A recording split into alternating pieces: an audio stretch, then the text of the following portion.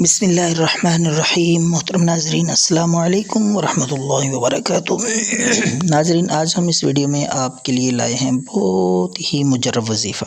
خاوند اور بیوی کے درمیان کسی بھی وجہ سے جب کلیش، ناراضگی اور لڑائی جھگڑا ہو جائے تو اس کو ختم کرنے کے لیے اور خاوند اور بیوی کے دل میں ایک دوسرے کی محبت، پیار اور اتفاق و اتحاد کو بڑھانے کے لیے یہ نسخہ بہت ہی مجرب اور آزمودہ ہے۔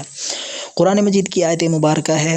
اس کا طریقہ اور تعداد پڑھنے کا مکمل میں آپ کو اس ویڈیو میں بتاؤں گا۔ آخر تک ویڈیو کو دیکھیں اور اس چینل کو سبسکرائب کر لیں تاکہ ہماری اور بھی ویڈیوز آپ تک پہنچتی رہیں۔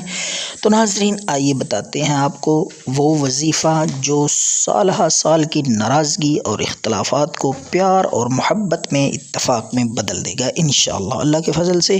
تو ناظرین، یہ آیت مبارکہ قرآن مجید کی وَأَلْقَيْتُ عَلَيْكَ مَحَبَّةً مِّنِّي وَلِتُصْنَعَ عَلَىٰ عَيْنِي، یہ آیت مبارکہ ہے۔ آپ نے دن میں کسی بھی وقت وضو کر کے بیٹھ کر آپ 700 دفعہ یہ آیت مبارکہ پڑھیں اور 7 دن تک یہ آیت مبارکہ پڑھنی ہے انشاءاللہ۔